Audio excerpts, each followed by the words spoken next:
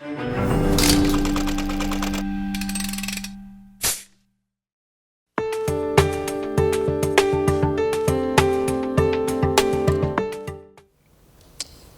você for pensar em termos globais, em termos universais, né, a primeira revolução que a gente tem conhecimento na história, a Revolução Agrícola, ocorreu há 10 mil anos, quando os proto-homens passaram de coletores para agricultores. Depois, a primeira revolução industrial, a revolução das máquinas, é do século XVIII. Temos 200, 300 anos, século XVIII. Depois tivemos a revolução da eletricidade, no final do século XIX.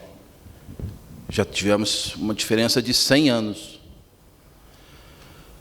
Aí, em 1960, a revolução digital, com o chip,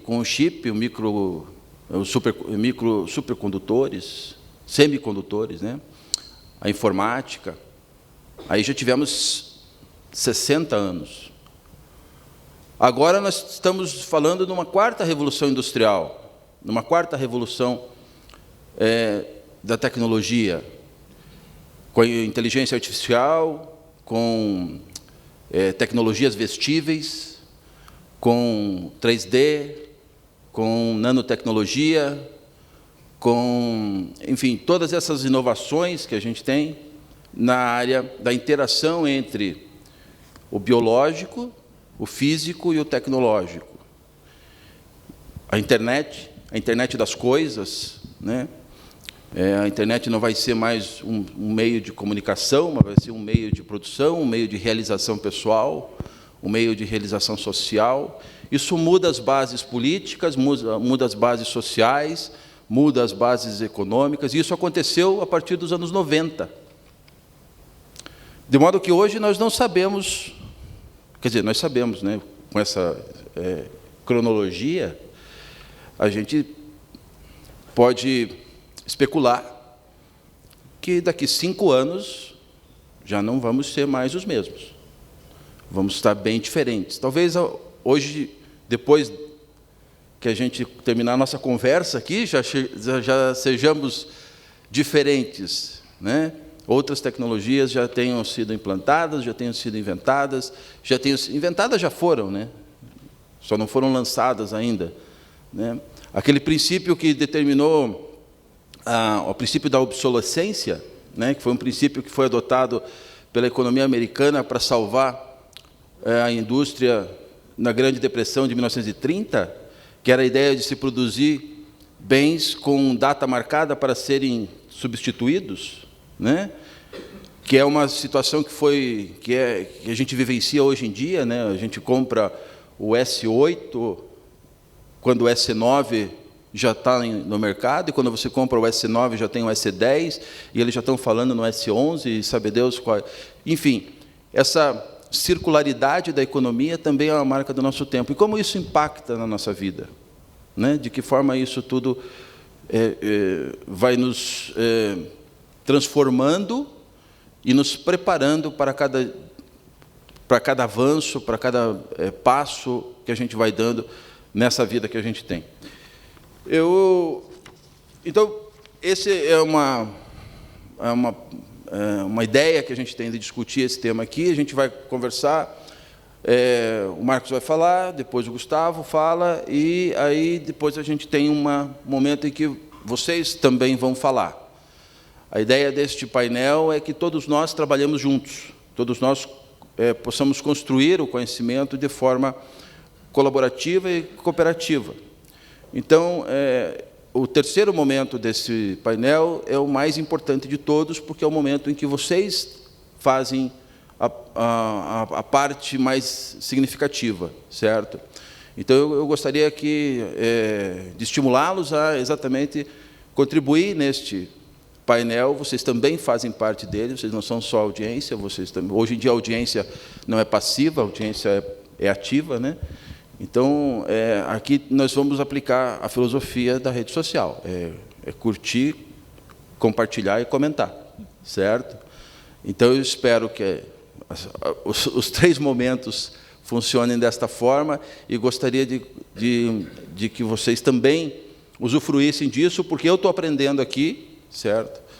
Eu estou aqui com muitas dúvidas, mais dúvidas, ou só dúvidas, eu não tenho certezas nenhuma, a única certeza que eu tenho é que eu tenho dúvidas. E gostaria que vocês também pudessem compartilhar com a gente as dúvidas, indagações que vocês têm. A gente vai fazer daí, nesse momento, as perguntas oralmente, né? A gente tem os nossos colaboradoras que vão passar o microfone para vocês. E como eu falei ontem à noite, não sei se estava todo mundo aqui ontem à noite, mas eu vou repetir, nessa participação de cada um de vocês, eu gostaria que vocês fossem muito participativos, colaborativos, mas que pensassem que todo mundo precisa participar. Então, na intervenção de cada um, que usassem a metodologia que eu acho mais coerente nesse momento, que é ser claro, coerente e, sobretudo, conciso, para que a gente possa ter, no tempo que nós destinamos a essa atividade, o maior aproveitamento possível. Pois bem, o Marcos Meyer é professor, psicólogo, escritor e mestre em educação. Ele é palestrante nacional e internacional sobre relacionamento interpessoal nas empresas, educação de filhos e formação de professores. Possui uma coluna semanal na RPC TV, afiliada à Rede Globo no Paraná, onde discorre sobre educação e comportamento. Sobre esses temas, é também comentarista de rádio há 12 anos e autor de mais de 10 livros. Por sua contribuição à cidade, recebeu o título de cidadão honorário de Curitiba. Então, Marcos, você tem aí uma palavra, nos conte o que nós podemos, como que nós podemos resolver, o que nós podemos fazer com relação a essas questões que envolvem inovações e envolvem relacionamentos pessoais. Bom dia. Gente, é um prazer estar aqui com vocês. E, como a minha área é educação, eu vou tentar aqui trazer algumas contribuições, algumas reflexões a respeito de escola, de como que a escola pode preparar esse novo profissional, essa nova pessoa, usuária de tecnologias inovadoras e tal. E, para isso, a gente tem algumas notícias muito tristes. A primeira delas é que a formação universitária, por exemplo, está já há muito tempo defasada e ainda vai continuar defasada. A gente prepara profissionais para o século passado. Só para vocês terem uma ideia, quando eu me formei em matemática, comecei a minha carreira como professor de matemática. Durante os 4 anos da minha formação, eu aprendi uma linguagem de programação que, quando terminou a minha formação, essa linguagem não existia mais. Ou seja, gastei 4 anos da minha vida estudando algo que não teve função nenhuma para mim, porque simplesmente já estava obsoleto.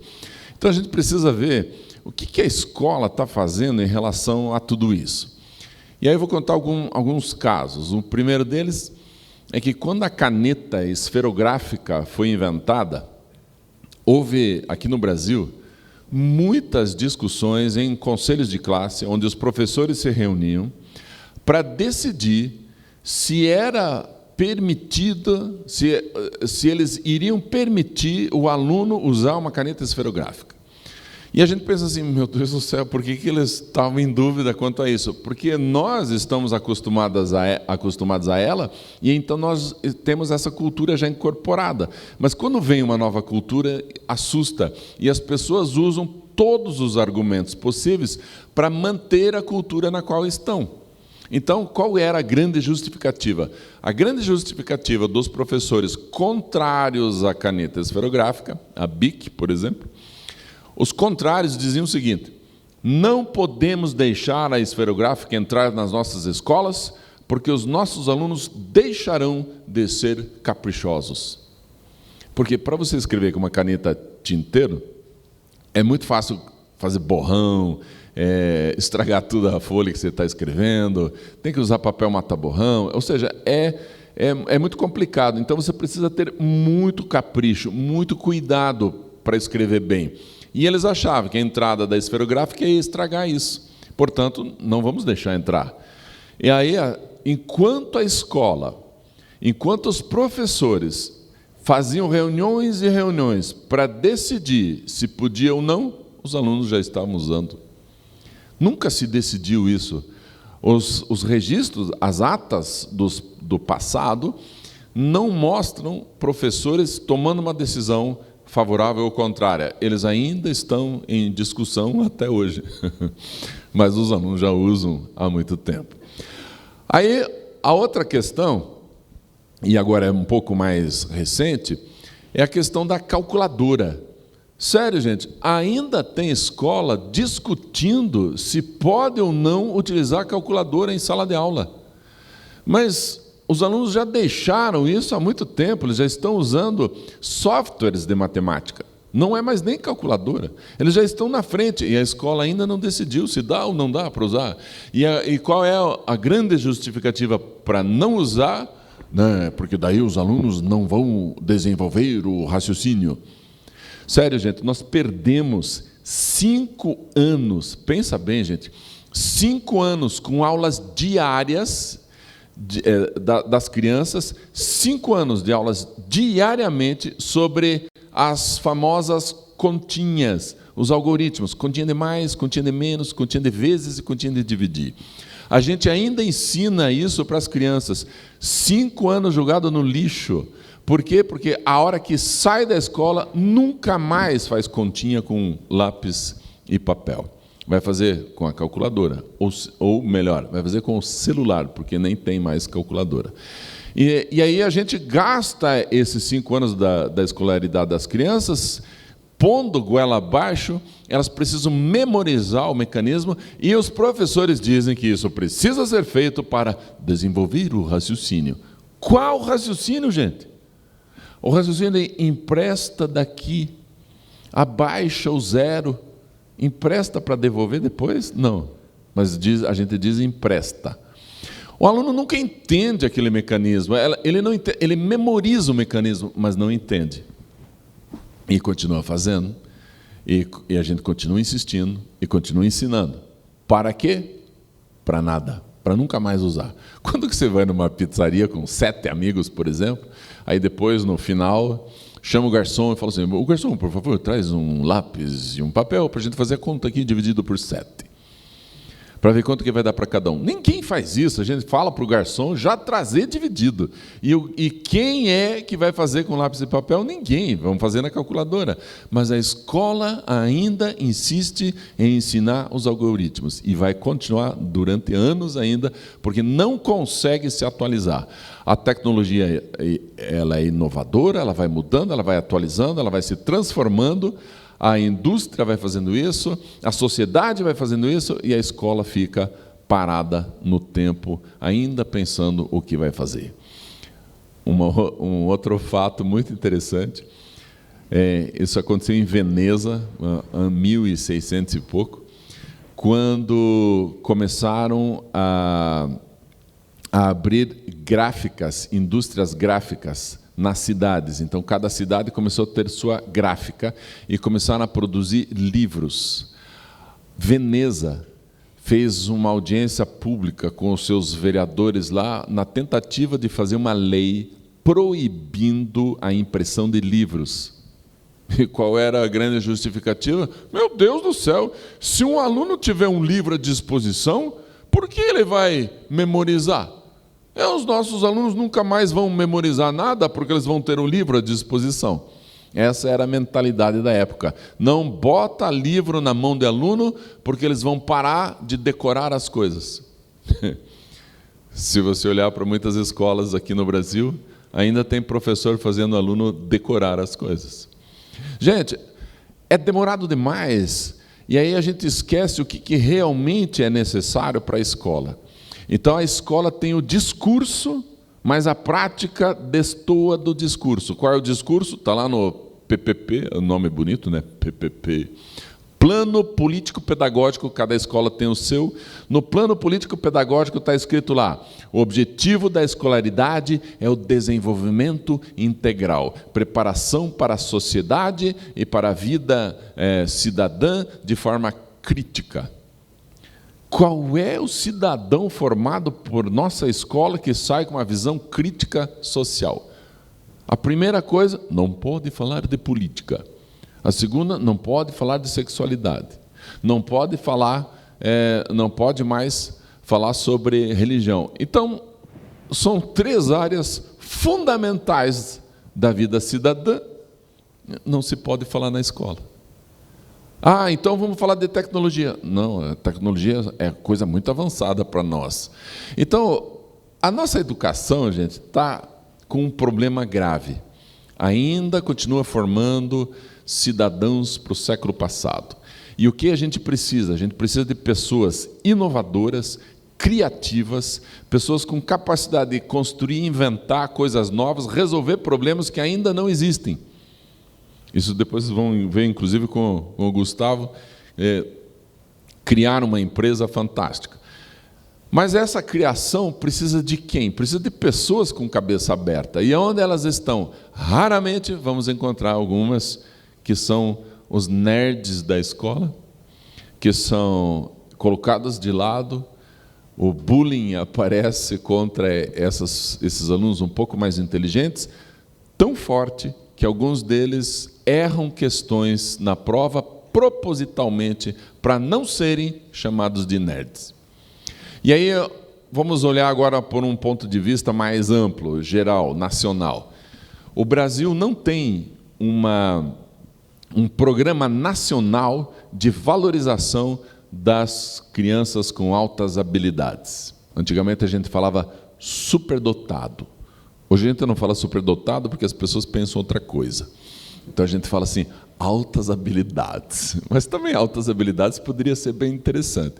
Mas qual é o programa nacional que valoriza essas crianças? Não tem, gente. Eu era diretor de uma escola e, como diretor, a gente não pode pegar um aluno de uma série e passar para a série seguinte, porque esse aluno é tão inteligente que ele está perdendo tempo. Então, a gente precisa de uma autorização da Secretaria Municipal. E aí, o que aconteceu? Nós tínhamos um aluno de pré-escola que ele dava aula para a professora, de tão esperto que o menino era. Ele tinha 5 anos de idade, já lia e lia, compreendia e explicava o que estava lendo com 5 anos. A gente pensou assim, coitado desse menino no primeiro ano. Vai ver os seus colegas sendo alfabetizados. Vamos botar ele no 2º ano. Vamos botar no 3º ano já. O ideal dele, cognitivamente, era ir para o 3º. Mas o que acontece no nosso país?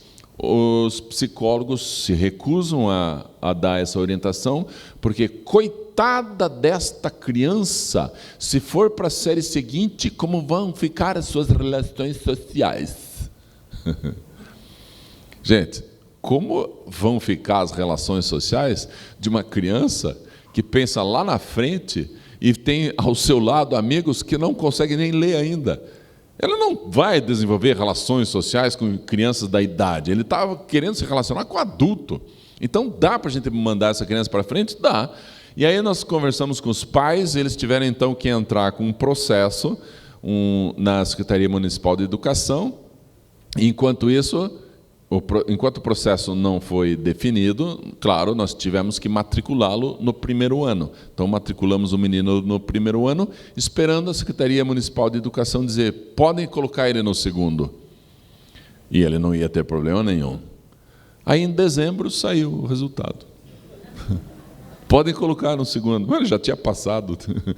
Ou seja, nós temos uma burocracia que atrapalha, nós temos mentalidades que atrapalham, nós temos um sistema que atrapalha e que faz com que os nossos potenciais, as nossas crianças com altas habilidades não sejam valorizadas. Cadê nossos gênios? No mundo inteiro, a porcentagem de alunos com altas habilidades é praticamente a mesma. Nos Estados Unidos tem moleque de 13 anos fazendo faculdade. Por quê? Porque se percebeu que ele sabe tanto que vai lá para a faculdade, vai para frente. Eles valorizam e tem um sistema que valoriza e que permite isso. Aqui não só não permite, como impede e como desvaloriza. E quando a gente encontra uma criança dessa com capacidade de inovação, criação e de botar o nosso país para frente, de resolver problemas, a gente não tem absolutamente nada que possibilite que essa caminhada seja facilitada no nosso país. É um problema grave. Então, a notícia é ruim, nós estamos então com uma educação que não está servindo. E aí nós precisamos do quê? Precisamos constantemente investir em formação continuada dos professores. Então, muitos colegas palestrantes, eu inclusive, a gente tem ido pelo Brasil inteiro, explicando, conversando, mostrando aos professores que eles precisam mudar a sua forma de dar aula. Gente, chega de copiar a matéria do quadro negro. É sério, chega. Eu não preciso mais ter a matéria registrada no meu caderno, se no meu celular eu tenho todas essas informações à disposição. O que eu preciso desenvolver no meu aluno é uma capacidade de criticar e de avaliar a fonte da informação para ver se aquela informação é confiável. E isso não fazemos. E aí nós temos um outro problema muito interessante. A Datafolha acabou de trazer um resultado de uma pesquisa muito interessante, que isso foi feito no ano passado, referente ao ano retrasado. No ano retrasado, 30% dos professores do Brasil, 30%, foram capazes de ler um livro. O resto não leu, nem um livro. E aí a gente fala assim, nosso aluno precisa ler. Vamos começar com os professores. Eles não estão lendo, os professores não estão lendo. E aí a gente precisa estar constantemente levando as informações a eles. E senão eles não mudam a forma de dar aula. E o aluno continua copiando matéria do quadro. Graças a Deus, hoje já tem aluno tirando foto do quadro. Podem copiar, o aluno pega o celular e clique, pronto, está copiado. Se era esse o problema, já está registrado. Não é mais o registro, não é o acúmulo da informação, não é mais o livro que é necessário, entre aspas, estar na mão do aluno. Ele já tem essa informação à disposição. Mas para isso a gente precisa então um aluno que saiba não só ler, como criar, como inventar, como avaliar o tipo de leitura, avaliar a fonte. Essa visão mais crítica nós precisamos ter. E aí a gente tem a questão professor Marcos, mas nossos professores têm resistência à mudança. É verdade. Todos nós temos resistência à mudança. Por quê? Porque a resistência à mudança é um fator psicológico natural no ser humano que preserva aquilo que funciona, que preserva o que dá certo. Então, para vocês entenderem um pouco isso, se vocês tiverem que implantar um processo na sua empresa, saiba, vai ter resistência à mudança. Por quê? Porque já tem culturas instaladas. Se você trouxer uma nova cultura, vai demorar para ser aceita. Porque você está trabalhando com seres humanos. Então, a grande questão é como que eu lido com esse ser humano para que ele não tenha resistência à mudança?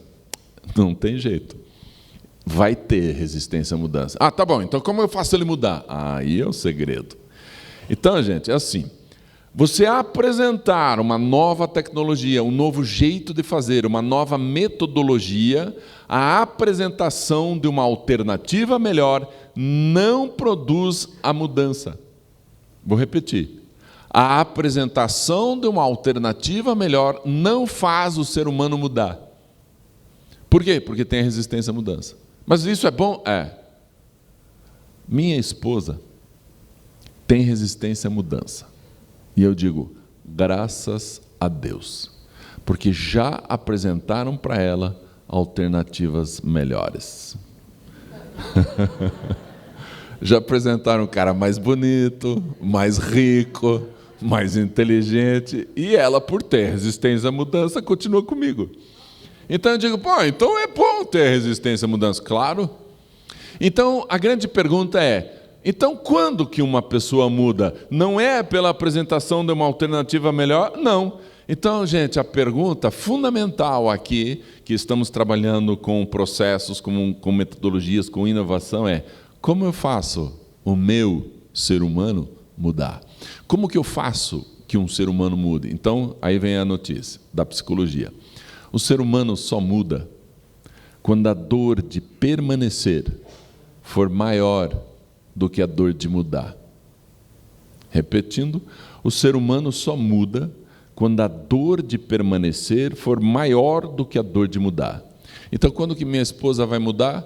Quando a dor de ficar comigo for muito grande. Ou seja, é bom eu não encher o saco dela. Enquanto estiver legal, ela não vai mudar, ela não precisa mudar. Enquanto estiver bom, saudável, legal, gostoso de conviver, está ótimo.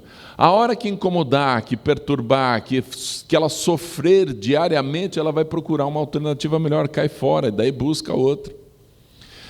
Quando que o nosso funcionário na empresa vai mudar? Quando a dor de permanecer for maior do que a mudança. E como isso acontece? Isso acontece com reflexão, gente. A gente tem que fazer a pessoa pensar, refletir. A hora que os professores do Brasil começarem a pensar, refletir, ler sobre a metodologia, ler sobre os próprios resultados, avaliarem o resultado do trabalho deles, quando eles começarem a perceber isso e sentirem dor por estar fazendo isso, eles vão olhar assim: meu Deus do céu, eu tento, faço, explico, e meu aluno não aprende, não desenvolve, não está indo para frente. O crescimento do meu aluno é muito pequeno, não está legal isso, eu tenho que mudar. Essa percepção, não está legal desse jeito, é a dor que está chegando. Então a gente precisa fazer o quê? Tem que fazer esse professor ler. A gente tem que fazer ele pensar, a gente tem que fazer ele refletir. Isso a gente faz com curso, com pós-graduação, com livros, com literatura. A gente tem que fazer refletir. Como é que a gente faz um funcionário de uma empresa ter uma nova mentalidade? A gente tem que fazer doer do jeito que está. E do jeito que está, ele tem que avaliar, pensar, refletir. Isso a gente faz com o quê? Com formação. A gente faz com palestra, a gente faz com cursos, a gente faz com conversas constantes, não sei quantas vão ser necessárias, mas a gente precisa fazer. E aí a gente vai mostrando fatos anteriores, a caneta, o livro, a calculadora. A gente mostra para eles o quanto que a sociedade resistiu às mudanças e aí teve que mudar porque não tinha outra opção. Tem cidade, por exemplo, Foz do Iguaçu, que o Uber é proibido. Não tem Uber lá. Você vai pegar um Uber, está proibido. Por que o Uber está proibido lá? Táxi tem, mas por que o Uber não pode entrar lá? Porque a mentalidade de algumas pessoas que ganham muito com os táxis é mais forte do que essa mentalidade que está presente nas novas tecnologias. A gente precisa fazer isso. Esses dias eu peguei um táxi que está xingando o Uber. Xingava, esse pessoal do Uber e tal. Daí eu falei assim para ele: você está usando o GPS? Uso direto. Pois é, a empresa que criou o Uber é a mesma que mantém o seu GPS funcionando. É a mesma. É ela que colocou os satélites no ar que faz o GPS funcionar. É a mesma empresa que tem o Uber. Então, há uma mudança social muito grande e que, para acompanhar essa mudança social, tecnológica e tal, nós precisamos de novas cabeças. A gente precisa de novas pessoas, novos trabalhadores. E eles precisam ser críticos, criativos, pensadores. E, para isso, a gente precisa, então, investir numa nova escola. Meu filho estuda aqui no SESI Internacional, que, graças a Deus, tem uma metodologia diferenciada em relação às outras escolas. Trabalha-se com projetos, com novas ideias, novas tecnologias, em equipe, produção colaborativa. É diferente, é totalmente diferente, ainda bem. Mas quantas escolas estão aplicando essa metodologia no nosso país? É raro, é raríssimo encontrar. Mas a gente precisa disso, a gente precisa dessas novas cabeças para que a gente tenha, então, uma aceitação maior para o desenvolvimento, para novas ideias, novas tecnologias. Acho que basicamente dá para a gente começar por aí. Eu vou passar então, devolver a palavra aqui ao nosso mediador. Obrigado, Marcos, pelas reflexões. Okay. Obrigado, gente. Você está falando aí de a mudança vem pela dor, né? Aí eu estava lembrando da minha avó, quando eu era teimoso em casa, ele falava assim, ó, quando a água bater na bunda, você vai aprender a nadar. Eu acho que é mais ou menos isso, né? A gente tem que jogar na água e tem que sair nadando. Esta talvez seja uma metodologia que a gente possa desenvolver como inovadora. O Gustavo vai falar para a gente agora sobre inovação também. Ele é graduado em tecnologia em jogos digitais. É programador com experiência em desenvolvimento de jogos em realidade virtual, desenvolvedor certificado pela Unity 3D e atualmente ocupa o cargo de diretor de tecnologia da empresa de treinamento imersivo Eruga. Você vai falar para a gente sobre Counter-Strike, sobre... talvez um pouco de Dota, coisas do tipo, esse tipo de coisa. Muito interessante. Devia ter trazido meu filho aqui para ver isso aqui. Então. Bom, primeiro eu queria falar só um pouco mais sobre o que a gente faz, para vocês conseguirem entender o porquê da indústria 4.0. A gente, da Eruga, a gente trabalha com treinamentos em realidade virtual. Acho que muitas pessoas não conhecem o que é realidade virtual. Mas você coloca um óculos e você acaba se teletransportando para um outro ambiente. Então você deixa de ver o ambiente que você está inserido agora e começa a ver um ambiente virtual que foi criado pela gente. Essa é a realidade virtual. E a gente cria treinamentos nessa Matrix que a gente chama. Acho que todo mundo assistiu Matrix, né? Então, o que a gente consegue fazer lá dentro? A gente consegue fazer qualquer coisa que a empresa ainda não conseguiu aplicar de verdade. Então, por exemplo, você tem uma empresa que precisa trocar aquela máquina, só que a dor de trocar aquela máquina é menor ainda do que de ter uma máquina nova. Então, a gente cria esse novo ambiente com essa nova máquina e a empresa consegue testar se aquela máquina vai funcionar bem e se não vai funcionar. E fora isso, a gente aplica técnicas de inteligência artificial para poder estar dizendo se aquele processo pode ser melhorado ou se não pode ser melhorado. A gente sempre tem aquele mesmo problema que o Marcos estava falando sobre a resistência.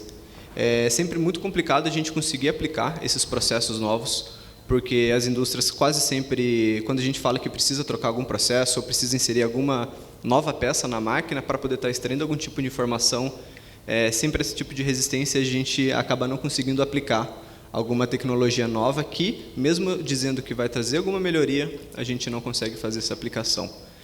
E eu acho que tudo isso começou principalmente... Eu fiz jogos, né? Eu acho que eu defendo um pouco essa parte, mas tudo isso começou ali na área de jogos. Muitas das soluções que hoje temos para a indústria foi criada exatamente para jogos. Sempre há alguns problemas em jogos que eles querem sempre tentar trazer... os NPCs, né, que são objetos, são pessoas, né, do jogo, que não são controlados por uma pessoa de verdade, elas nunca pareciam uma pessoa de verdade. E eles queriam trazer essa realidade para dentro do jogo. Então, como que eles faziam? Eles faziam esses NPCs começarem a analisar as pessoas para poder estar realizando os mesmos comportamentos. E isso foi criado o Machine Learning. E, então, por exemplo, tinha alguns jogos de luta que o inimigo não lutava como uma pessoa.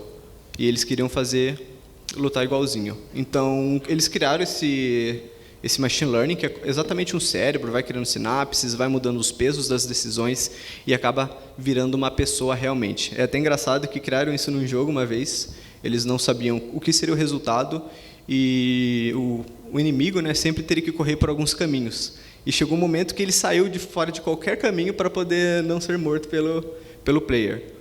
Então...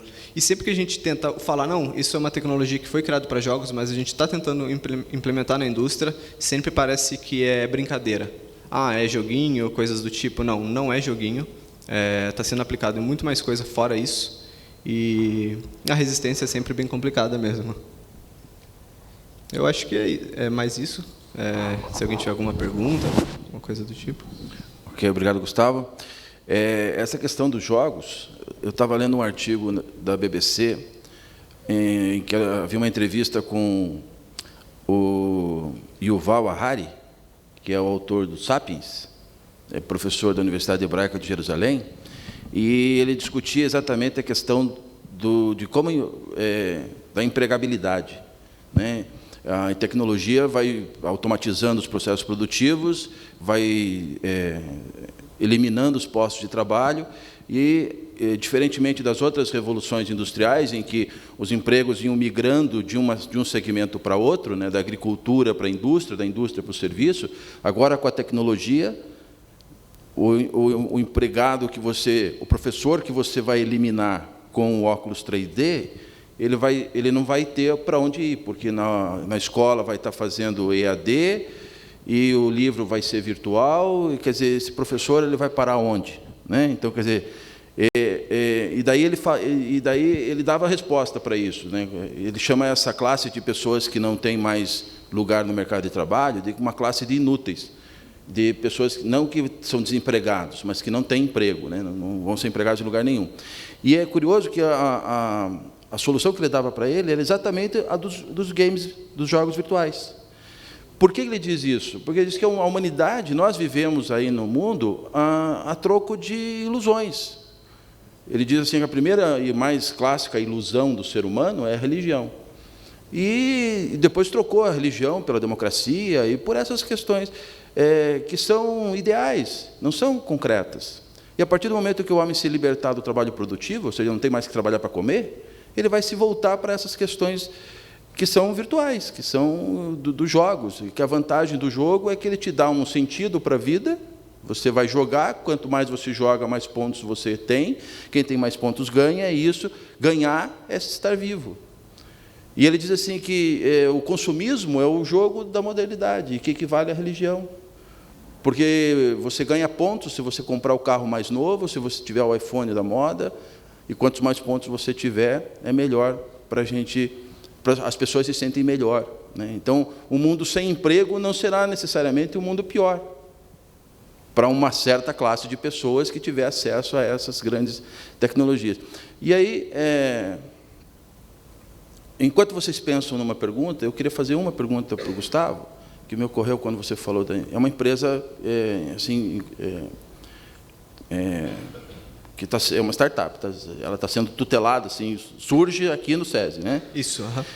Como que é o recrutamento de pessoas para trabalhar com você? Quais são as competências que você tem para você trazer alguém para trabalhar com você? A primeira coisa que a gente tenta fugir é só buscar as pessoas que têm alguma formação. Hoje a gente já acredita que uma pessoa não precisa de formação para ser tão boa quanto uma pessoa que não tem formação. Essa é a primeira coisa que a gente faz. A segunda coisa é a gente ver o que você já fez de diferente. Eu fiz alguma calculadora? Não, a gente não quer ver nada disso de faculdade. O que você procurou aprender que a sua faculdade não ensina e que você pode trazer para me mostrar, nossa, isso daqui fui eu que fiz, é diferente do que outras pessoas já fizeram. É mais ou menos assim que funciona. Deixa eu fazer uma observação. Eu fui chamado para uma escola religiosa para dar uma palestra para os pais e dizer para eles o quanto que jogar videogame é um inferno, é do demônio, e que isso faz com que o filho perca muito tempo. E aí foi bem interessante, porque eu falei, olha, eu não vou fazer isso, eu vou mostrar os dois lados da moeda. Tá bom, então fale dos dois lados da moeda. Bom, olha que interessante, hoje a gente precisa de um funcionário que seja criativo, inovador, que ele já tenha produzido alguma coisa, ou seja, que ele saiba fazer, e para isso ele saiba lidar com prazos, ele saiba criar, ele tem que ter estratégias.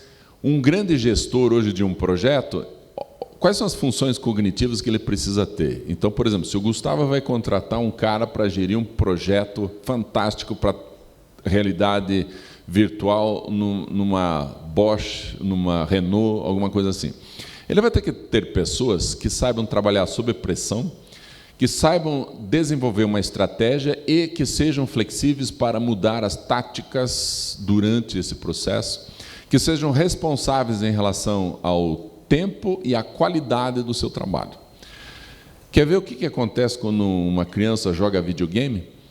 Para eu passar para a fase 2, eu não posso entrar na fase 1 de qualquer jeito e atirando para tudo que lado, fazendo o que vier na minha cabeça. Por quê? Porque sem estratégia eu não chego na fase 2. Então eu tenho que estabelecer uma estratégia. Só que com uma estratégia estabelecida, eu vou caminhando e de repente eu percebo que eu não consigo ultrapassar um dos pontos do videogame porque eu estou insistindo num determinado erro. Então eu tenho que corrigir esta tática, mantendo a estratégia, e aí eu contorno esse obstáculo e aí eu consigo chegar na fase 2. Mas o tempo está passando. Quanto mais tempo passar, pior eu fico nesse jogo. Então eu tenho que ter atitudes rápidas, tomar decisões sob a pressão do tempo e tomar decisões baseadas na estratégia que eu estabeleci, porque senão lá na frente eu vou ter problemas. Tudo isso, gente, está sendo desenvolvido aonde? No videogame. O meu filho, jogando videogame, ele está desenvolvendo funções cognitivas fundamentais para um grande gestor de projetos no futuro. Então, o videogame é importantíssimo jogar. Tá, mas e qual é o lado ruim do videogame? É o tempo que você está nele.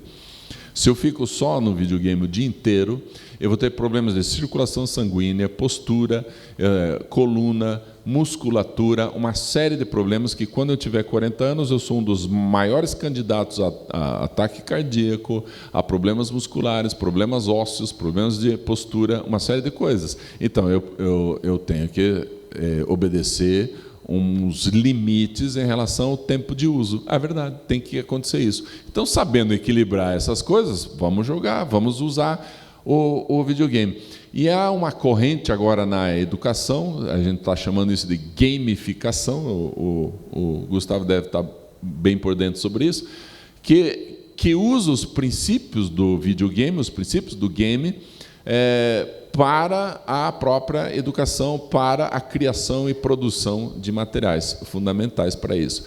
E olha que fantástico, para ele contratar um novo funcionário na empresa, ele não vai atrás do currículo do sujeito. Por quê? Porque não diz nada.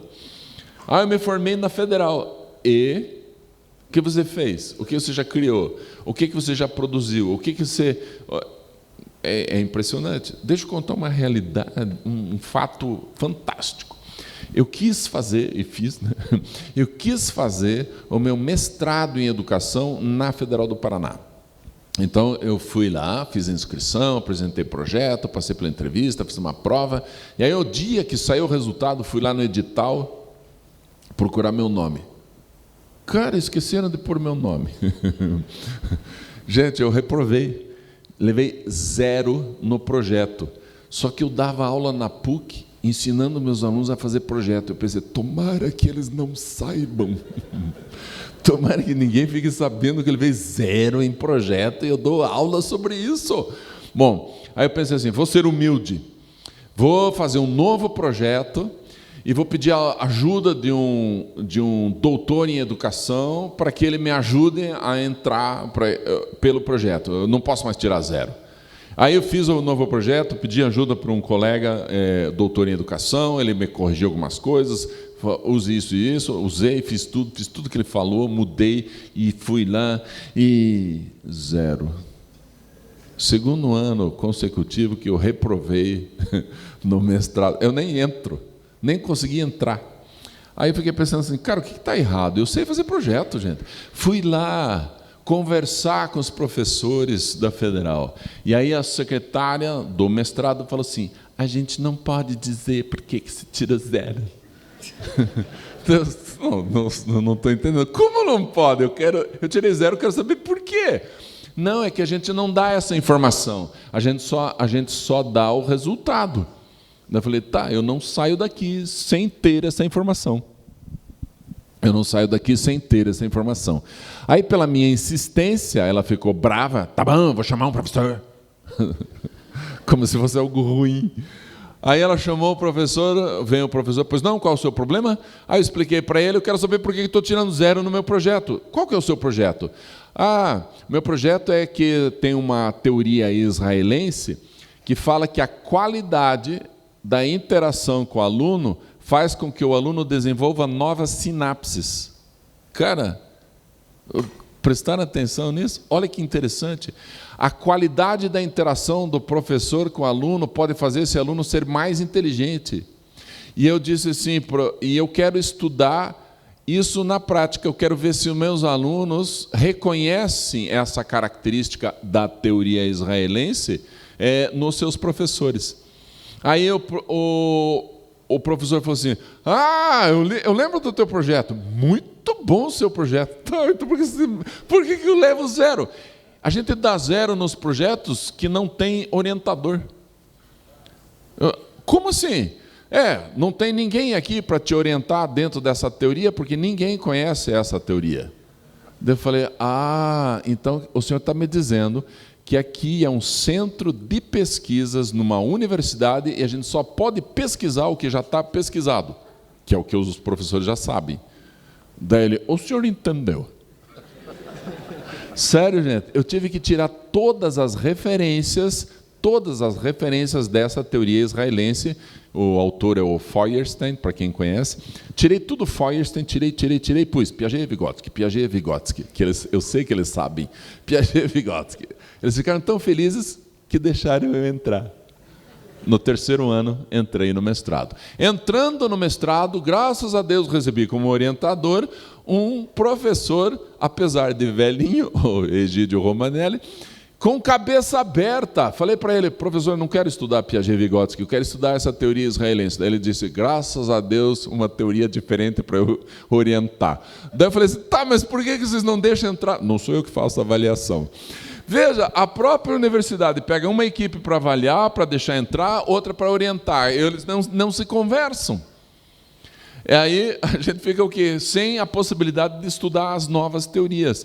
Mas são as novas teorias que vão possibilitar, que vão dar chance para que as novas mentalidades funcionem. Enquanto a universidade estiver formando essa gente, é melhor não pegar mesmo.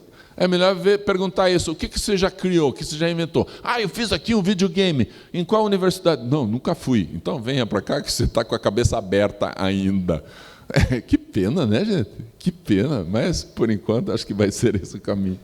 E outro fato que eu acho que é bem interessante é essas pessoas que aprenderam, às vezes, sozinhas, sem ter a formação da faculdade, vão fazer o contrário, pegar uma pessoa que já foi formada pela faculdade. A gente dá algum problema, ela vai resolver, não, beleza, vou pegar aqui tal método, vou usar Torricelli. Não, agora tira essa fórmula que você já conhece. Se a pessoa não consegue solucionar o problema.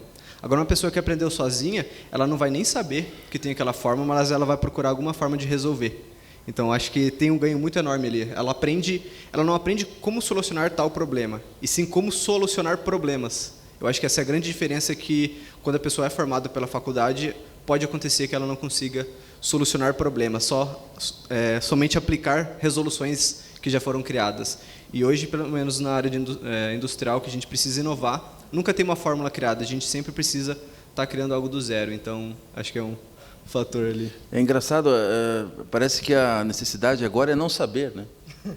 É curioso, né? E é interessante, parece uma diferença sutil, né? Mas você não tem que saber resolver o problema, mas você tem que saber como resolver problemas. Quer dizer, é uma coisa que parece que gravita sobre o conhecimento. Não é o conhecimento em si, mas não é conhecer o quê, mas como conhecer. Eu acho que é uma coisa interessante. Agora é a vez de vocês. O que é que vocês nos dizem de tudo isso? Lá, aqui, tem aqui? Aqui, ó. Depois lá. Lá está primeiro? Lá em cima já está com o microfone. Então, já está com o microfone lá. Pode dizer seu nome para a gente te conhecer e pode perguntar. Bom dia, meu nome é Marcelo. Nós somos da Segurança e Saúde do Trabalho da Fundação Oswaldo Cruz, pública também. Eu tinha uma pergunta para o Gustavo. Tudo bom, Gustavo? Opa, tudo ótimo. Eu queria que você pudesse contar algum estudo de caso, alguma situação, já que vocês implementaram, que vocês tenham trabalhado na indústria, alguma empresa, né? Algo que realmente surtiu o efeito. A gente implementou um setup de máquina na Ambev. E qual que era o problema? Eles não sabiam que tinha um problema lá, mas tinha um problema ergonômico. E como que isso foi resolvido? A gente aplicou Machine Learning, que é um algoritmo que acaba criando novas sinapses e vai procurando outros caminhos de realizar o mesmo processo. Qual que é a grande vantagem disso? O computador ele consegue realizar várias operações muito rápido. Então, enquanto essa máquina ela não pode parar, você não consegue testar outras formas de estar fazendo esse processo. No nosso computador, a gente consegue realizar esse processo 10.000 vezes em 10 segundos, por exemplo. E nessa grande quantidade de amostras que a gente consegue ter, a gente consegue apresentar uma nova solução. Então, lá na Ambev, a gente já conseguiu melhorar uma parte ergonômica de uma máquina que eles tinham lá. Oba, cerveja. Você poderia dizer... Mas não melhorou a cerveja, né? A cerveja continua a mesma. Continua a mesma. Tá certo. Você poderia dizer o que ergonomicamente foi modificado? Eles têm uns tipos lá de riscos, eu não lembro o nome, mas acho que é A, B, C. C é quando a pessoa está pegando totalmente errado um objeto, B é quando ela pode estar sofrendo algum acidente, e A é alguma coisa super leve. Na ordem que eles faziam o setup lá da máquina, eles precisavam ajustar como se fosse não um telhado, mas um objeto que acabava obstruindo a passagem da pessoa, e a pessoa sempre tinha que se agachar para poder passar. E nesse momento que ele passava agachado, ele já estava carregando uma peça que ele estaria colocando lá na outra parte da máquina. E esse era o problema ergonômico lá. Interessante. Obrigado. De nada. Quer perguntar? Aqui? Aqui o microfone aqui, por favor. Ela foi trocar lá. Só um minutinho, Anacleto. Ele está vindo lá já. Daí todo mundo ouve você. Ok. Pois não, qual que é a sua pergunta? Bom dia. Meu nome é Anacleto. Eu estou hoje numa empresa de tecnologia e inovação. E gostaria de saber, tanto do professor quanto do Gustavo, como tem visto, como o Gustavo colocou, às vezes sem formação e a pessoa vem muito bem. Formações diversas. Tipo, nós temos que venha um engenheiro eletricista, um engenheiro outro, e ele vai conseguir resolver problemas. Como que está o atendimento, o entendimento para aqueles que vão pleitear uma condição de trabalho, de projetos multidisciplinares, e que não são exatamente daquelas áreas, né? Como que eles estão sendo aproveitados hoje? Eu acho assim, a formação universitária é fundamental. A gente precisa ter conhecimento, precisa ter metodologias, estrutura e tal. Então, assim, óbvio que se eu tiver entre dois funcionários, os dois são criativos, os dois já criaram programas, já criaram softwares, já criaram alguma coisa, um deles é formado como engenheiro e outro não, eu vou preferir o engenheiro. É claro que a formação acadêmica continua sendo importante. Agora, ela não é restritiva, não é fundamental, né? Como o próprio Gustavo já mostrou. Eu não preciso ter um cara formado para assumir um projeto assim. No entanto, se eu tenho a formação, ela é fundamental, mas desde que essa formação possibilite que esse meu novo funcionário tenha cabeça aberta, tenha a possibilidade de inovação, de criação, invenção e tal. E o trabalho do Gustavo, quando ele fala sobre realidade virtual, isso traz uma questão de aprendizagem fantástica, gente. Eu até estava contando para o Gustavo, antes da gente entrar aqui, um caso que aconteceu com meu primo. Meu primo trabalhava numa indústria que dobrava... a máquina que ele atuava era uma máquina que dobrava chapas de metal.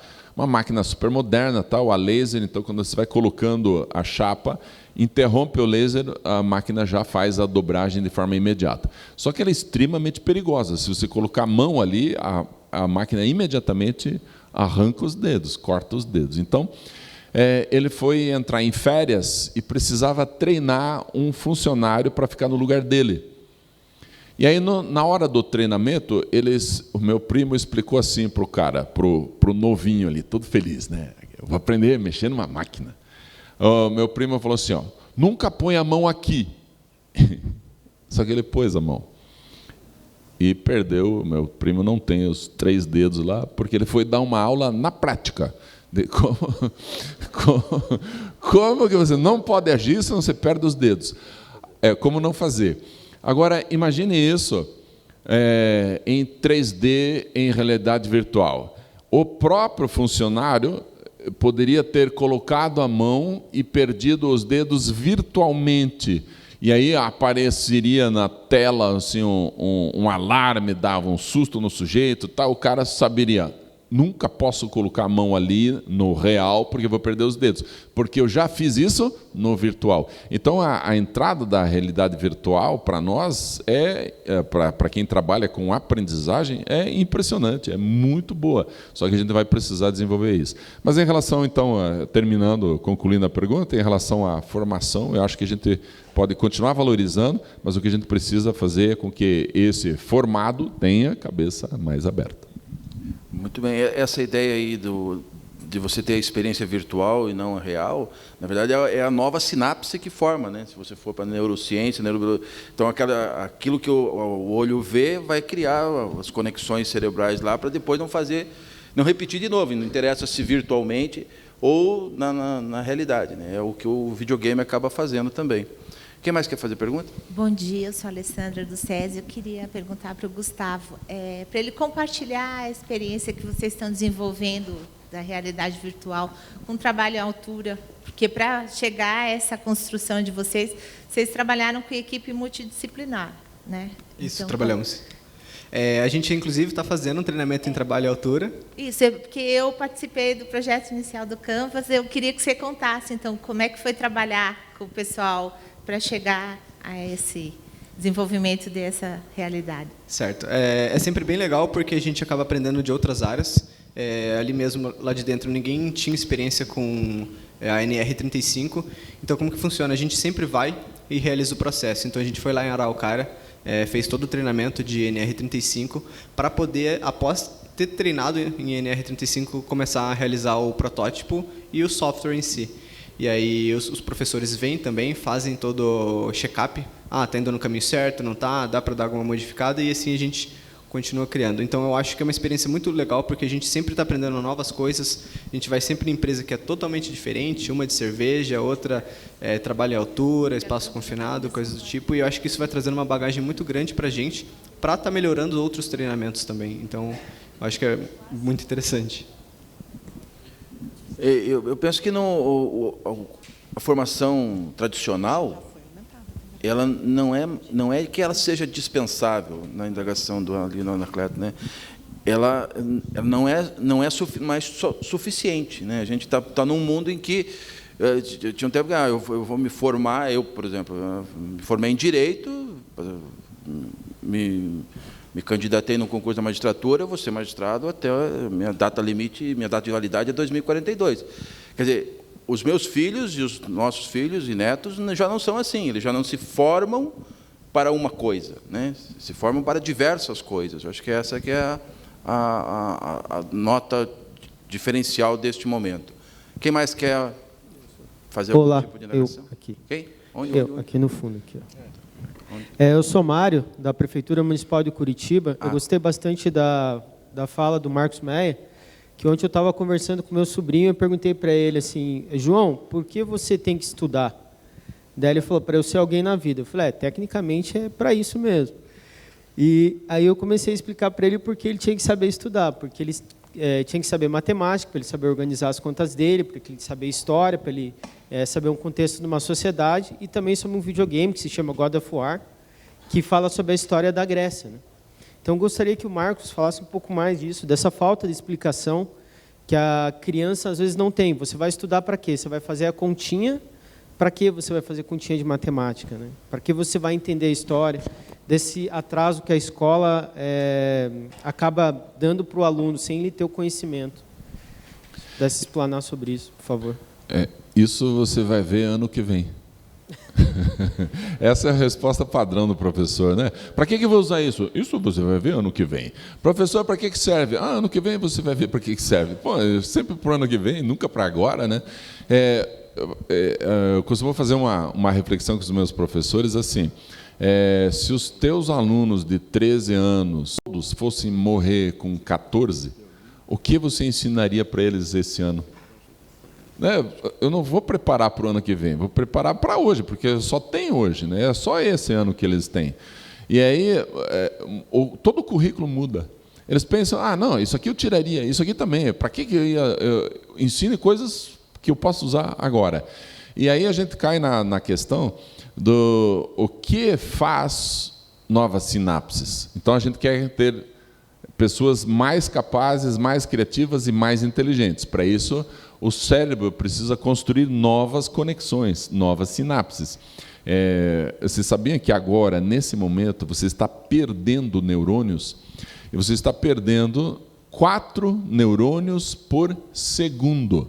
Essa não é por palestra, não é por hora. Você está perdendo 4 por segundo. Então, lá, está morrendo dentro de você. 4, 8, 12, 16. Meu Deus do céu, para de contar. Bom, se você está perdendo neurônios, como é que você está mais capaz, mais inteligente, mais criativo? O que está acontecendo dentro do teu cérebro? O que está aumentando dentro do teu cérebro, apesar da perda de neurônios? As sinapses. São elas que estão aumentando em número, e muito. Então, assim, como eu posso ajudar o meu aluno a construir novas sinapses? No plano político-pedagógico está lá, o desenvolvimento integral. Tá, então como é que você constrói novas sinapses no seu aluno que faz parte do desenvolvimento integral? Como assim? Não sabe. Então, gente, são 4 fatores para o desenvolvimento de novas sinapses. Conquista de desafios, superação de dificuldades, resolução de problemas, que é heurística, e estímulos variados com qualidade, quantidade e intensidade. Então, são 4 áreas que desenvolvem novas conexões. Se o teu filho, se o teu aluno, se o teu funcionário conquista um desafio, ele criou, ele inventou, ele se tornou mais capaz e o cérebro construiu novas conexões. Se ele resolveu o problema, se ele superou a dificuldade, ele está sendo estimulado, ele cria novas conexões. Então, basicamente o que a escola vai ter que fazer com os alunos daqui para frente? Criar novas conexões. Como? Fazendo o aluno conquistar desafio, o aluno resolver problema, o aluno superar a dificuldade, o aluno ser estimulado de forma diferente. Essa é a base para a gente ter funcionários que vão trabalhar nessa área da tecnologia, as áreas inovadoras. Senão eu vou continuar indo, por exemplo, para um médico que não sabe fazer um diagnóstico geral, a não ser que seja na área específica que ele estudou. Gente, isso é pobre demais. Recentemente eu estava com uma dor aqui, ó. Quem é que tem dor aqui? Sabe, uma dor na lateral aqui. Eu não sabia o que era. Fui num médico, fui no outro. Eles disseram, você tem que ir no dentista, você tem que usar uma plaquinha para não ranger os dentes. Eu falei, eu não ranjo os dentes. Ah, mas você tem que usar a plaquinha. Eu não ranjo os dentes. Mas essa dor aqui é disso. Não é disso.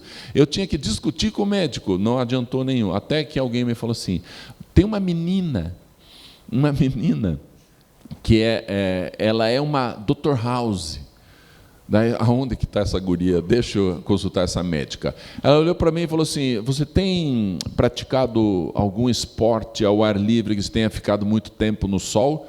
Nenhum me perguntou isso. Por que nenhum médico me perguntou isso? E eu falei assim, tenho, eu sou piloto de parapente, eu fico em cima do morro horas no sol, até que eu possa decolar no horário certo. Ah, então isso faz com que o teu corpo desidrate, os líquidos no seu corpo se concentram e criam novas pedrinhas. Graças a Deus não aconteceu no seu rim, mas aconteceu na sua glândula parótida, e essa pedrinha está a meio caminho de sair para a sua boca. Ah, meu Deus do céu, é isso? É. E você está com tontura? Tô. Às vezes me dá tontura. Por que ninguém me perguntou da tontura?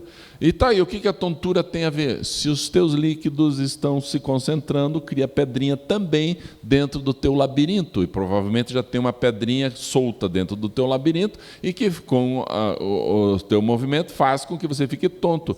Meu Deus do céu, então como é que eu faço para tirar essa pedrinha? Toma bastante água? Daí ela falou, esse é o mínimo. Mas senta aí que eu vou tirar essa pedrinha. Como, meu Deus, vai fazer uma cirurgia? Não, movimentar a sua cabeça. Hã? Eu vou movimentar a sua cabeça para pôr a pedrinha no lugar. Sério, gente. Eu fiquei sentado numa maca, essa mediquinha pegou minha cabeça e girou para um lado. Eu fiquei tonto. Aí ela girou para o outro. Espere um pouquinho que a pedrinha vai se localizar no lugar certo. Mais uma virada, virou de um outro lado. Eu saí do consultório sem dor, sem pedrinha, sem tontura, sem absolutamente nada.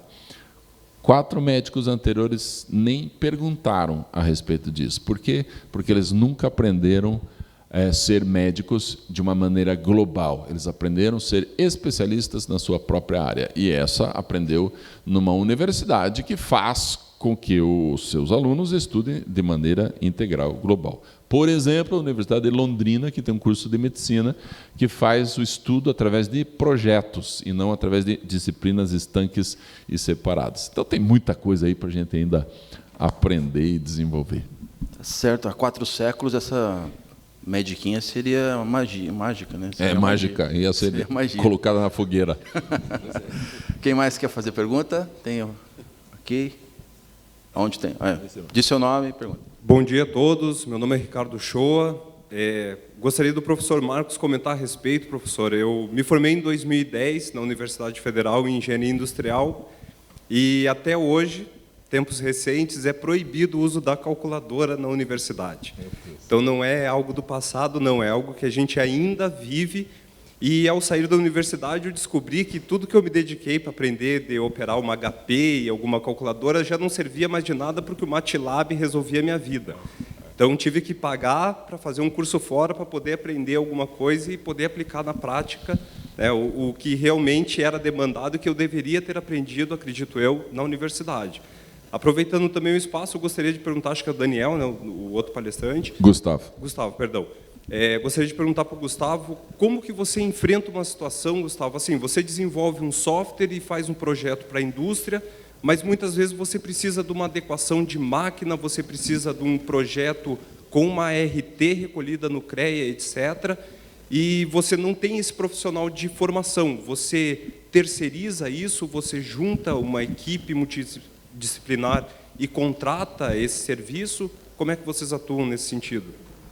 Quando precisa fazer algum tipo dessa integração, ou a gente tenta terceirizar, procurar alguma pessoa que pode estar fazendo esse trabalho para a gente, se a empresa tiver com a mente aberta para poder estar recebendo essa nova implantação na máquina, ou senão a gente procura alguma parceria. Ali a gente é incubado aqui dentro do Senai, sempre tem outras empresas que estão fazendo alguma coisa parecida, a gente procura alguém que possa fazer alguma parceria, elas fazem a parte de hardware e integração, implantação na máquina, e a gente só extrai os dados quando é necessário. Bem rapidinho, eu estive num colégio público e conversando com os professores na hora do recreio, na hora do intervalo, e aí entrou um rapaz formado por esse colégio, já tinha terminado o ensino médio. Ele entrou, olhou bem para a cara de um professor de matemática e falou assim: ô prof, eu não consegui emprego lá nas Casas Bahia por tua culpa. Eu não consegui emprego nas Casas Bahia pela culpa do professor. Daí o professor todo constrangido, o que aconteceu? Cheguei lá para pegar um emprego, o gerente lá falou assim, me deu uma calculadora na mão e falou assim, calcule 15% de desconto nessa bicicleta em 3 vezes, quanto que é a mensalidade? Daí ele falou assim, cara, posso fazer com papel e caneta? Daí ele falou, não, usa a calculadora. Eu não sei usar essa calculadora. Daí, olha, eu não preciso de gente que saiba fazer com papel, porque pode errar. Tem que fazer com calculadora. Mas eu não sei lidar com essa calculadora. Vocês podem me ensinar? Não, a gente não está fazendo curso. Fico fora, perdeu o emprego. Ele não conseguiu emprego porque não sabe usar a calculadora. É isso, gente. É isso que eu estou dizendo. A escola está formando para quem? Se a sociedade, se o emprego, se as empresas pedem um profissional que saiba lidar com a calculadora, por que a escola não ensina? E aí a gente vai ver os movimentos dentro das universidades. A igrejinha do São Marx, a igrejinha do São Piaget, as igrejinhas. Aí, se o cara for adepto da igrejinha marxista, ele odeia qualquer um que pensa fora da teoria marxista. Isso é igreja, gente. Vai para o inferno se não for marxista. É igreja. E a igreja dentro da universidade, né? Que tipo de igreja? A fanática só pode pensar desse jeito. Aí, a gente tem que não pode formar. Sério, gente, é papo da universidade isso. Não podemos formar gente para o mercado de trabalho. A gente tem que formar gente pensante. Com o quê? Com lápis e papel. Calculador não. Por favor, né? A coisa é feia, é triste. Mas, graças a Deus, gente, não são só notícias ruins, né? Tem universidade fazendo uma coisa diferente, tem universidade se inovando, fazendo tecnologia, metodologias diferenciadas, usando, por exemplo, a Universidade de Londrina, usando metodologia de projeto nos cursos de medicina. Então, a gente tem boas experiências também que dão uma esperança para a gente. Na Justiça do Trabalho, a gente também enfrentou essa questão da tecnologia com a implantação de um processo digital, processo eletrônico. E é curioso que isso a gente enfrentou, tem uns colegas aqui juízes, eles também passaram por esse período de adaptação, estamos passando ainda por esse período de adaptação, então há essa resistência que existe na universidade com relação a novas tecnologias, não só de instrumentos, mas também de métodos, a gente também enfrenta na Justiça, a Justiça do Trabalho em particular, porque teve uma forte implementação de tecnologias, né? E a resistência era muito grande. Eu lembro que eu fui dar um curso sobre isso, explicando como que era o sistema novo para oficiais de justiça, e daí uma das características do processo novo é que o oficial de justiça não teria que digitar ou datilografar, já estávamos na digitação, né? Mas, enfim, não teria mais que digitar a certidão, ele bastaria fazer um comando no sistema lá, informando que ele realizou a diligência, intimou a parte, enfim, fez a obrigação dele. E um oficial de justiça disse, mas como? Eu não vou pegar a assinatura da pessoa que eu fui intimar e eu não vou produzir um documento e depois eu vou tirar o xerox do documento e juntar no processo, porque não tem mais processo físico, é tudo digital, né? E eu falei, não, você simplesmente vai lá, você faz o registro, depois você vem no computador, informa o registro, põe a tua senha ali e o documento está pronto. Eu falei assim, mas eu não fiz concurso para isso. Quer dizer, eu vou fazer o quê? Então, quanto tempo falta para você aposentar? Eu perguntei para ela, né? Então, porque, na verdade, a resistência era muito grande. Quer dizer, era um negócio muito mais vantajoso, muito mais eficiente, muito mais tranquilo do que ele fazer uma certidão, pegar a assinatura da pessoa. Ele só precisava ir lá e informar e botar 4 números ali da senha dele. E ele estava resistindo àquela situação, né? Quer dizer, então, na verdade, às vezes não é nem o sofrimento da situação atual, mas é o medo do prazer que eu vou sentir na situação nova, né? Mais alguém quer perguntar? Aqui. Eu estava ouvindo aqui. Diz seu nome. Ângela Maria Furlaneto. Eu estava ouvindo, primeiro, doutor aqui, a respeito da educação tradicional, a questão da utilização da calculadora. Eu já estou com 35 anos, então, na minha época, realmente também tinha esse problema da caneta esferográfica, tinha a questão do lápis, você usava, não usava. Só que isso nunca foi um impeditivo para você estabelecer um raciocínio. Não sei se foi na minha escola, porque isso aconteceu comigo e com meus irmãos. Tanto é que meu irmão mais novo, ele é diretor de uma empresa também na área de tecnologia, uma multinacional, e também é uma pessoa que, digamos assim, formou na Federal, mas era um daqueles alunos que ia passando como eu vou explicar, sempre ficava para as finais. Mas, hoje em dia, é um dos melhores que tem. Ele tem proposta em todo canto. Mas é um cara que sabe ler, que entende o que lê. E a gente tem, hoje, crianças que não conseguem ler e adultos que não conseguem ler. Então, professores, como teve a estatística aqui que foi dada, 30% que leram um livro. Vai saber quantos deles entenderam o livro que leram. Então, na minha família, a gente teve todo o processo, porque a internet antes não era tão difundida. Então, o que aconteceu? A gente, com 12 anos, chegou com o computador e internet em casa. Mas antes disso, tinha o RPG, que a gente brincava, que era normal. Então, foi uma coisa mais mesclada. E meu pai é professor de português. Então, ler um livro para mim é semanal. Então, o que eu sinto, o que falta, e eu vejo tanto o meu irmão mais velho, que é um engenheiro, que hoje em dia ele só faz o quê? Ele faz projetos de alta tecnologia. O mais novo também, como ele é diretor da tecnologia dessa multinacional, que não falta proposta, Estados Unidos, Inglaterra e outros países para ele ir embora, mas ele ainda não foi por questões pessoais. E eu, como advogada, hoje em dia, trabalho e dou consultoria para outros advogados para entenderem o processo em si, para solucionarem questões absurdas que surgem, e é isso que eu trabalho. Mas o que eu vejo é que não é eliminar tudo. Não, você saber fazer uma conta ou utilizar uma calculadora. Eu sei fazer os dois. Por quê? Porque se eu sei fazer uma conta e conheço um pouquinho de uma calculadora, eu sei fazer nos dois. Agora, eu não consigo imaginar uma pessoa simplesmente pulando toda uma etapa, deixando tudo do lado, e depois só utilizar a calculadora e não saber fazer uma conta simples ou raciocinar para conseguir chegar ao resultado. Bem observado. Claro que, quando eu digo assim, para de ensinar continha, eu não falei o outro lado da história. O que se vai ensinar no lugar dessas continhas, né? Então, é assim, gente, nós temos raciocínio lógico, raciocínio estatístico, raciocínio hipotético dedutivo, probabilidade, lógica. Tudo isso pode ser ensinado no lugar das continhas. E aí a gente vai ter uma criança com alta capacidade de raciocínio, sabe o que tem que fazer, que tipo de conta faz, e aí usa a tecnologia disponível para fazer isso, mas ela sabe o que está fazendo. Então, eu prefiro uma criança que diga assim, eu tenho certeza que para resolver esse problema eu preciso fazer uma adição e depois uma multiplicação.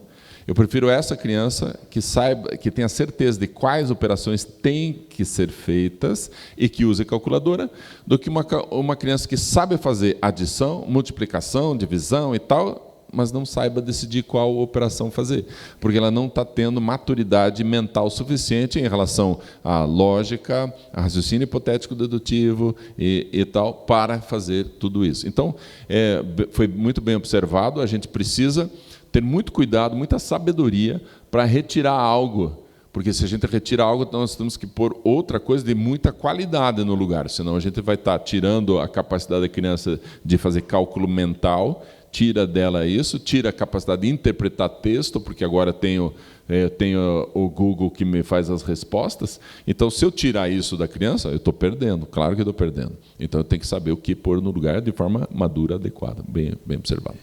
Marcos, a questão da escrita cursiva, eu li alguns estudos que dizem que o fato de se escrever, fazer a letra cursiva, não é só a questão do capricho, né? Mas é a questão da habilidade motora fina e tal. Tem a ver isso? Ou tem substituição para isso? Porque hoje se escreve tudo em caixa alta, né? E daí não escreve mais, não faz caligrafia. Aí o fato de não fazer caligrafia, não é só o fato de você não ter uma letra de professora, né? Mas será que isso não implica em perda de algum tipo de sinapse que é da habilidade motora fina? Existem duas correntes aí. Uma das correntes explica que quando uma criança desenvolve coordenação motora fina, faz pequenas bolinhas, pequenos risquinhos e tal, ela desenvolve essa coordenação e que isso é necessário para o desenvolvimento da inteligência. Então tem essa corrente que diz isso. A outra diz o seguinte: você pode desenvolver coordenação motora fina com brinquedinhos muito pequenos, com pintura, com desenho, não necessariamente escrever de forma cursiva. E é verdade, eu concordo com isso, é possível. Então, existe já uma tendência mundial de se escrever em caixa alta, porque é isso que nós temos contato na sociedade, mais do que caixa alta, mais caixa alta do que letra cursiva. Vocês já viram aquelas letras maravilhosas que aparecem em convites, né, de casamento? São pessoas contratadas para desenhar aquelas letras, né? São letras, rococó, não sei o quê, curvinhas e desenhinhos e tal. É lindo aquilo. Eu tenho a impressão de que daqui a uns 20, 30 anos, a gente vai ter pessoas que a gente vai dizer assim: meu Deus, você escreve com letra cursiva, você escreve com letra manuscrita, que legal. Mas é uma exceção, são algumas pessoas, né? Algumas pessoas vão fazer. Você escreve com caneta? Eu só digito. Então, assim, vai chegar um tempo que vai acontecer isso. Mas, até lá, o que a gente vai colocar no lugar? Nós tivemos, você teve, eu tive, nós tivemos aulas de arte. Eu tive educação artística. O meu desenho continua infantilizado. Eu nunca aprendi nada em arte que me desenvolvesse alguma coisa. Por quê? Porque na aula de educação artística, na aula de arte, a gente não teve aula de desenho de verdade. A gente tinha aula assim: ponha seus sentimentos para fora. Até hoje eu estou pondo os sentimentos para fora. Mas, pô, não me ensinaram técnica nenhuma para nem poder avaliar um quadro. Eu não tive essa possibilidade. Então, a gente vai desenvolver outras formas. Mas uma tendência real é essa de que a letra cursiva vai começar a desaparecer. Quer ver uma outra ilustração? Quantas aulas de português você teve até hoje? Eu vou fazer um cálculo super rápido. São 200 dias letivos por ano. 200 dias letivos. Português tem todo dia, ou seja, você teve 200 aulas de português por ano. Como você fez o primeiro ano, segundo, terceiro, quarto, quinto, sexto, sétimo, oitavo ano, e mais primeiro do ensino médio, segundo do ensino médio, já deu 10 anos. Terceiro do ensino médio, 11 anos. Mas vamos supor que no terceirão você estava apaixonado e não aprendeu nada. Você teve, no mínimo, 10 anos de português, com 200 aulas por ano. 200 aulas vezes 10 dá 2.000 aulas de português. Você teve 2.000 aulas de português. Com 2.000 aulas, gente, você já deveria estar pronto o seu livro, sua poesia, uma crônica, um conto, mas não. Sabe por quê? Porque a escola, durante as 2.000 aulas, exigiu que você pusesse X no lugar certo em vez de CH. Exigiu que você pusesse Z no lugar de S. Ou seja, só se preocupou com a forma, mas com o teu conteúdo nunca foi importante. O teu conteúdo, as tuas ideias, você nunca aprendeu a pôr no papel. E aí você vai fazer uma pós-graduação e tem que fazer a desgraça do TCC. Meu Deus, um TCC. Gente, você teve 2.000 aulas. Por que é tão difícil colocar tuas ideias no papel? Aí você abre o teu computador, dá aquela síndrome da página em branco. Por que com 2.000 aulas de português você não é capaz de escrever fluentemente, com facilidade? Porque você nunca foi treinado, desenvolvido para isso, para colocar tuas ideias no papel. Você foi treinado para gramática e ortografia, que hoje o Word faz. O Word corrige, mas o Word não te dá ideias para pôr no papel. Então vai chegar um dia que não precisamos mais escrever de forma manuscrita, porque vai ser desnecessário. Mas o que vai ser necessário? Aprender a colocar as ideias no papel, que já é muito mais importante do que escrever bonito. Muito bem. E aí, Gustavo, vocês usam um papel e caneta lá na Eruga?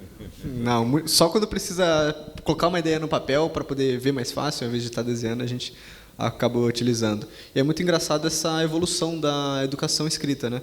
Meus pais tiveram datilografia. Eu já não tive, eu tive caligrafia. E hoje ainda existe a caligrafia? Eu acho que não. Já vai passar para um momento que seja só digitação ou não sei o quê. Mais alguma indagação? Lá.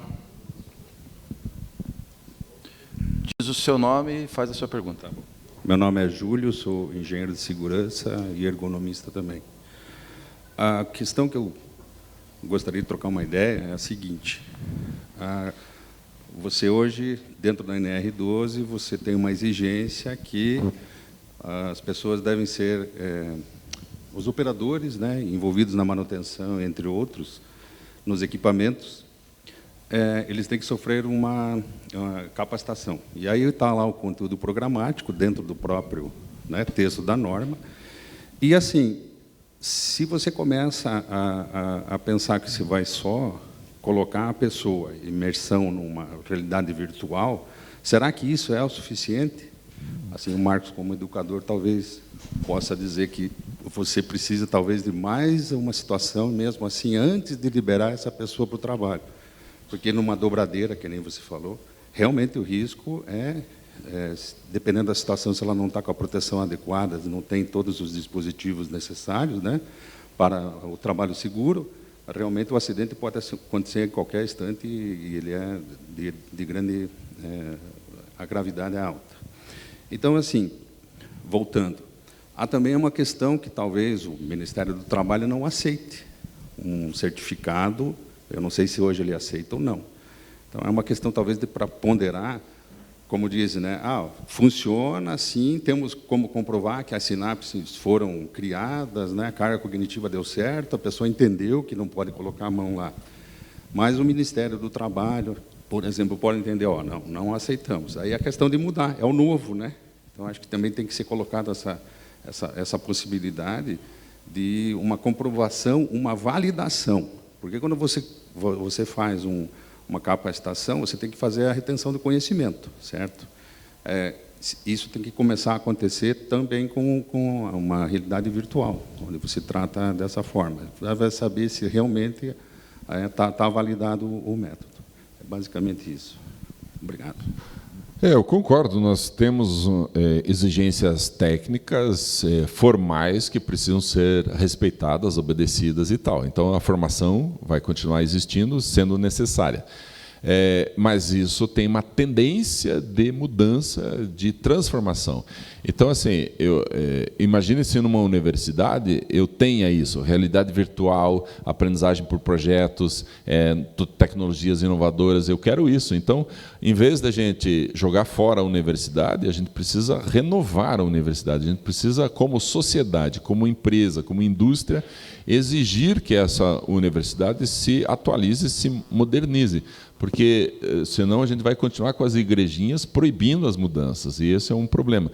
A outra coisa que pode trazer a transformação é a força da indústria e das empresas. Deixa eu contar um caso que me contaram, e aí eu vou pedir perdão para vocês, que eu não sei realmente dizer se isso aconteceu mesmo ou não, mas a minha impressão é que foi real. Quando a Audi instalou seu parque industrial aqui em São José dos Pinhais, eles fizeram o parque industrial, colocaram as máquinas e agora precisam contratar operadores dessas máquinas. Não precisa ter curso superior para isso, basta que tenha ensino médio completo. Então, eles contrataram jovens com ensino médio completo e traduziram os manuais em alemão, traduziram para o português os manuais para que, então, os funcionários possam utilizar a máquina seguindo os manuais. E eles tiveram uma surpresa impressionante. Os jovens contratados para trabalhar lá em São José dos Pinhais, no parque industrial, não conseguiam interpretar os manuais. Eles não conseguiam entender o manual. Eles não tinham interpretação de texto suficiente. E pior, as regras de 3 que precisavam ser utilizadas para calcular porcentagem, força de um lado, força do outro e tal, eles não conseguiam entender a matemática básica. Aí eles perguntaram assim, cara, não é possível, você tem esse diploma que você nos apresentou de ensino médio é verdadeiro? Em outras palavras, você realmente fez ensino médio? E aí o constrangimento foi tão grande que, quando eles provaram que o diploma era verdadeiro, a Audi chamou o Estado, o núcleo de educação estadual, para dizer assim, vocês deram aula para eles, eles não conseguem entender um manual simples, nem fazer contas de matemática simples, eles não conseguem entender.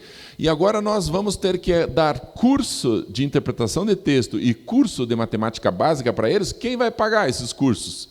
Houve um constrangimento global assim, em relação ao núcleo estadual de educação e a Audi. E aí o núcleo se assustou. É verdade que os nossos alunos estão saindo assim, eles não conseguem nem entender, nem ler e nem fazer contas básicas?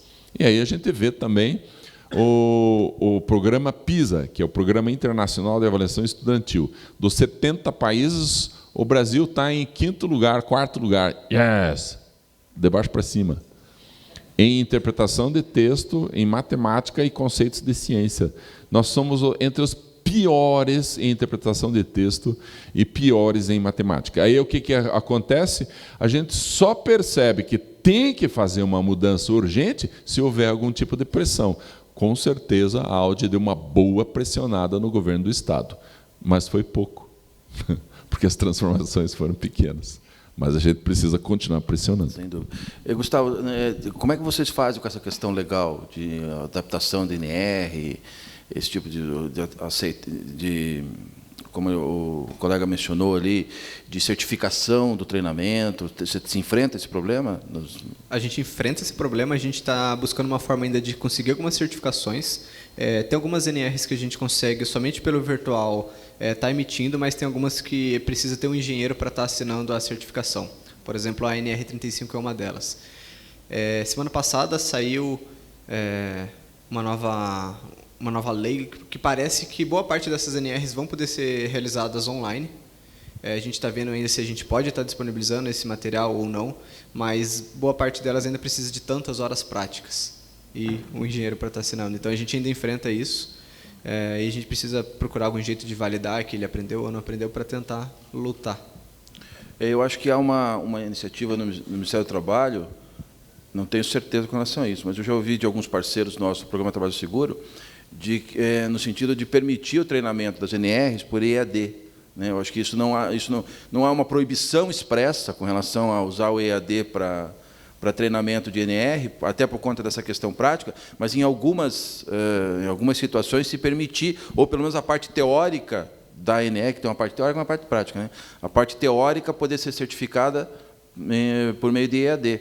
Quer dizer, na verdade, é a nova tecnologia pressionando a questão legal, a questão de regulamentação, para isso ser adaptado. Alguma coisa vai ter que ser adaptada. Eu acho que a gente concorda que só o virtual, sem a prática mesmo, ainda fica um gap de conhecimento ali que precisa ser complementado. Mas a gente tem que ter consciência de que essas novas tecnologias, elas são presentes, elas são inevitáveis e devem sofrer adaptação.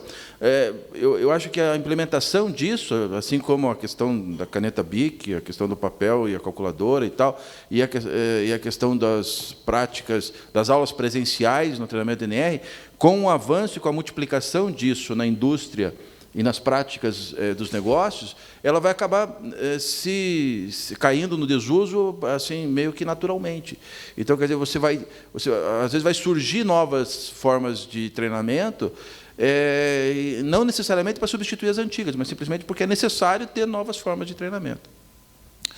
Bem, nosso horário já foi... Tem mais uma pergunta? Vamos fazer a última pergunta ali, certo? Bom dia a todos. Diz o seu nome, faz a pergunta. Meu nome é Leandro, eu venho de Imbituva, uma cidade do interior. Eu tenho uma pergunta para o professor Marcos e uma para o Gustavo. Professor Marcos, o senhor fala em mudança de estudo, desde as bases iniciais das crianças, mas o nosso colégio, a nossa escola, hoje ela tem, entre aspas, programado os alunos para o vestibular, que ainda é da forma antiga. Então, eu não sei se o senhor já tem um estudo a respeito, recomenda essa mudança de baixo para cima ou das universidades para baixo? E uma pergunta para o Gustavo, eu sou da área da saúde, da área de ergonomia também. Esses treinamentos virtuais que vocês fazem, vocês conseguem reproduzir o gesto do trabalho ou apenas a visualização da máquina ou a descrição dos riscos, mais ou menos dessa forma? Obrigado. Sobre a replicação, a gente utiliza um hardware, o nome dele é HTC Vive, e a gente consegue replicar tanto a movimentação quanto a rotação do operador. Então, a gente consegue saber o posicionamento da cabeça dele e das mãos precisamente. Então, se a pessoa se agacha no virtual, a gente sabe que ela está agachada, se ela está de pé, a gente consegue saber certinho. A gente até vai estar com a apresentação ali fora, se você quiser dar uma olhada. Bem rapidamente, em relação à questão da preparação para o vestibular, infelizmente isso ainda acontece, ainda está acontecendo e vai continuar acontecendo. Quando o Enem foi criado, ele tinha o seguinte objetivo. O governo queria saber quais colégios públicos estavam com deficiência em relação ao ensino. E nesses deficientes seria aplicado, investido dinheiro para que melhorasse a qualidade. A ideia é super boa.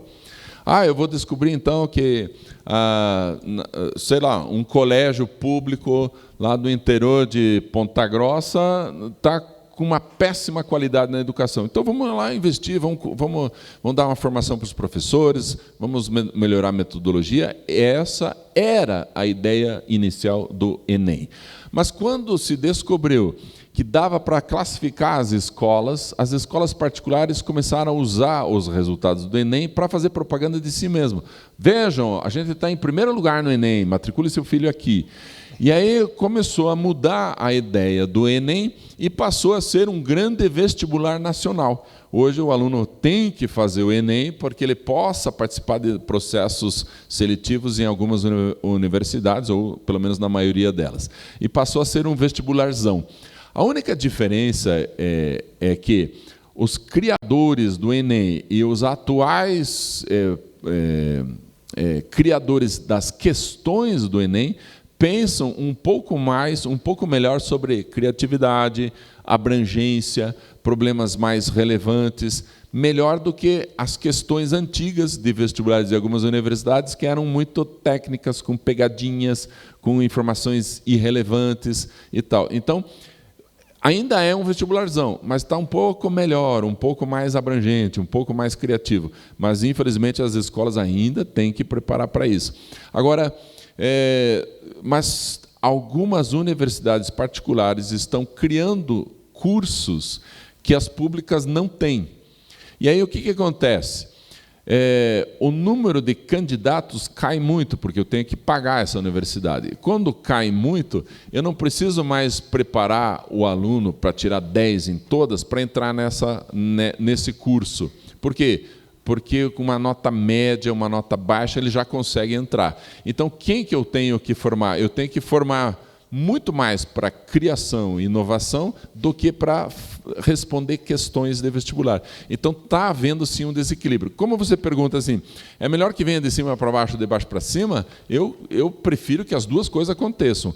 Tomara que o governo acorde e mude a metodologia de entrada na faculdade e comece a valorizar mais cursos técnicos. Tem gente que não quer ser pesquisador. Para que vai numa universidade? Para que vai fazer um curso superior? Deixa esse cara fazer um curso técnico de alta qualidade, que ele se realize como profissional e vá ser feliz dentro daquela área específica. Mas, para isso, ele não precisa estudar história da teoria e não sei o quê numa universidade. Deixa fazer um bom curso técnico. Então, quando isso começar a ser valorizado, vai mudar a base também. Então, quando as duas coisas acontecem, as transformações vêm. Tem aluno sendo formado por exemplo, o SESI Internacional, que está entrando na universidade, ou sendo formado em colégios que têm essa metodologia, que está entrando na universidade, e aí começa a debater com o professor manda ficar quieto. Por quê? Porque ele está acostumado com alunos que fiquem quietos. Mas esse novo aluno não fica quieto. Mas, professor, eu já vi isso em tal lugar, eu já aprendi isso. Pô, você está adiantado. Espere o resto da turma. Por que eu vou esperar o resto da turma, professor? Me responde aí. Então, eles já estão começando a pressionar a universidade. Então, a base também pressiona lá em cima. Eu acho que as duas coisas deveriam acontecer. Ok. Gustavo, tem mais alguma observação para fazer aqui para a gente? Tá certo? Marcos, mais alguma observação? Eu quero só agradecer. Quem quiser entrar em contato comigo, entra no meu site, é só pôr o meu nome, marcosmeyer.com.br. A gente pode continuar trocando ideias aí com quem tiver afim. Valeu, gente. Muito obrigado. Ok, pessoal.